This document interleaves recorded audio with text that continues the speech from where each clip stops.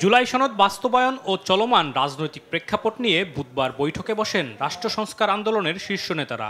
গণতন্ত্র মঞ্চের আমন্ত্রণে বৈঠকে অংশ নেয় জাতীয় নাগরিক পার্টি, এবি পার্টি, গণসংহতি আন্দোলন ও গণ অধিকার পরিষদ সহ 9টি রাজনৈতিক দল।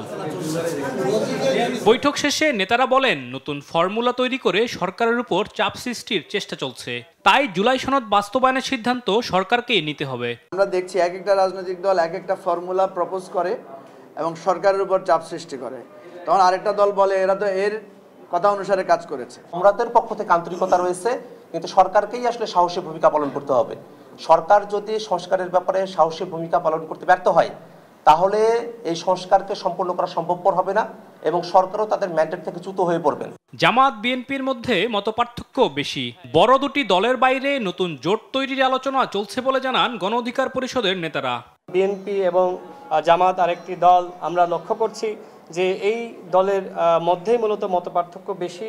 এখন ধরেন একটা ব্লক বিএনপি লিড দিচ্ছে, আরেকটা ব্লক জামাত লিড দিচ্ছে। বিএনপি এবং জামাতের বাইরে যে সকল রাজনৈতিক দল চিন্তা ভাবনা করছেন নতুন কিছু করার, আমাদের মাধ্যমে একটা নতুন জোটের আত্মপ্রকাশ বা তৃতীয় শক্তি হতে পারে কিনা। এ সময় বিএনপির সঙ্গে এনসিপির জোট হওয়ার সম্ভাবনাকে গুজব বলে দাবি করেন নাসিরউদ্দিন পাটোয়ারি।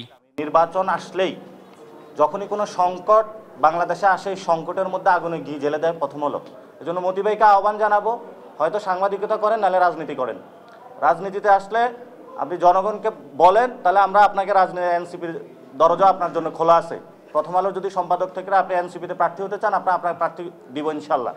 আলিমুজ্জামান সাফওয়ান, দেশ টিভি, ঢাকা।